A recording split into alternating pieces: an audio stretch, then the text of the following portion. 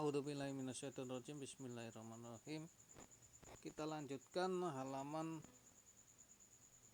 135, keunggulan dan keterbatasan antar ruang dan pengaruh terhadap kegiatan ekonomi, sosial, budaya di Indonesia dan ASEAN. Itu ada peta konsepnya ya. Peta konsep yang selanjutnya halaman 137, keunggulan dan keterbatasan serta pelaku ekonomi dalam suatu perekonomian. Keunggulan keterbatasan antar ruang dalam permintaan dan penawaran teknologi. Pada kelas 7 kalian sudah mempelajari kebutuhan manusia ya, halaman 137. Halaman 138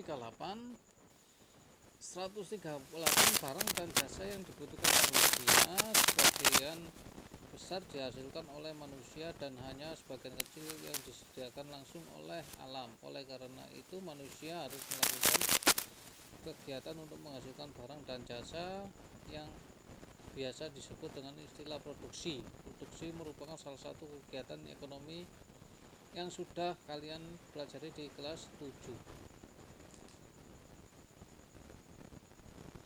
Halaman 139, berdasarkan tabel 3.1 di atas terlihat bahwa Indonesia merupakan salah satu negara yang kaya akan sumber daya alam. Sumber daya alam yang tersebar di Indonesia memiliki manfaat yang besar bagi kehidupan manusia. Itu semua merupakan keunggulan yang dimiliki Indonesia. Ini ada hutan, minyak bumi, batu bara, gas alam, dan lain sebagainya.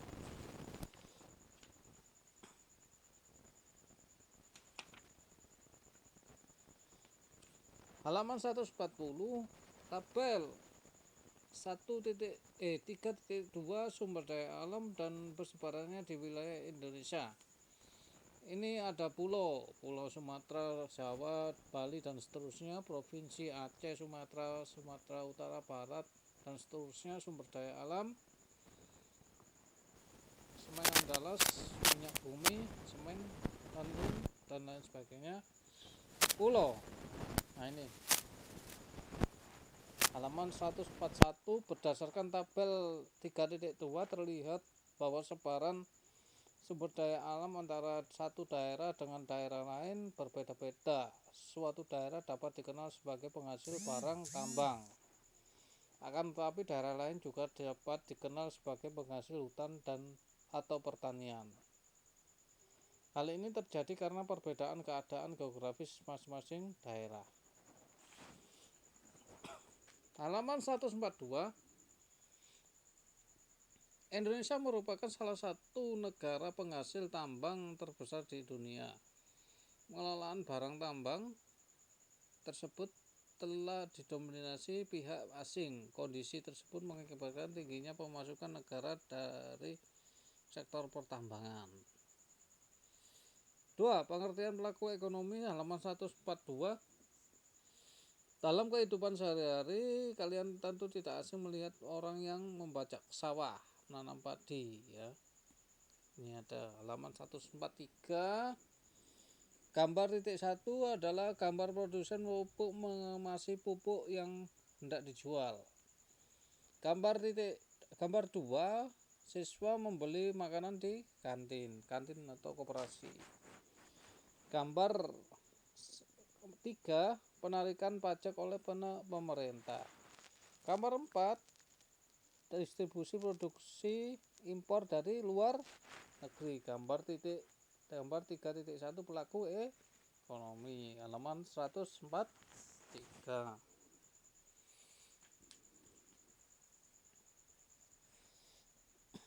Halaman 145, hasil produksi sebagian disalurkan pembeli ke dalam negeri, sebagian lagi dijual ke masyarakat luar negeri. Hal ini menimbulkan arus barang jasa dan dari dalam negeri ke luar negeri yang disebut ekspor.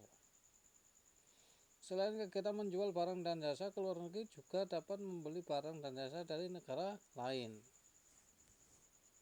Tiga, pelaku ekonomi dalam perekonomian, peran rumah tangga, keluarga, rumah tangga, konsumen, RTK. Rumah tangga keluarga atau sering disebut rumah tangga konsumen merupakan pelaku ekonomi yang menjalankan peran sangat penting di dalam kegiatan ekonomi. Halaman 146, pendapatan rumah tangga keluarga diperoleh dari penggunaan faktor produksi yang dimiliki pendapatan rumah tangga keluarga tersebut. Sewa, yaitu balas jasa yang diterima rumah tangga keluarga karena menyewakan tanahnya kepada perusahaan. Yang kedua, upah, balas jasa yang diterima oleh rumah tangga keluarga karena telah mengorbankan tenaganya untuk bekerja pada perusahaan pada kegiatan produksi. Tiga, bunga, yaitu balas jasa yang diterima rumah tangga keluarga karena telah meminjamkan sejumlah dana untuk modal usaha perusahaan. 4, laba atau keuntungan, yaitu balas jasa yang diterima rumah tangga keluarga karena telah memberikan kontribusi berupa tenaga pikirannya dalam mengelola perusahaan sehingga perusahaan memperoleh laba. Halaman 146 ya. Berdasarkan hasil uraian tersebut di sini bahwa ada interaksi antara rumah tangga keluarga dengan rumah tangga perusahaan yang menyebabkan terjadinya aliran arus uang dan arus barang jasa. Kegiatan ini dilihat dari peran rumah tangga konsumen sebagai berikut, yaitu pemakai konsumen barang jasa dihasilkan perusahaan untuk memenuhi kebutuhan sehari-hari, hidup sehari-hari ya. Pemasok, faktor produksi kepada rumah tangga perusahaan untuk melakukan proses produksi. Nah, ini halaman 146. Itu aja yang saya sampaikan. Assalamualaikum warahmatullahi wabarakatuh.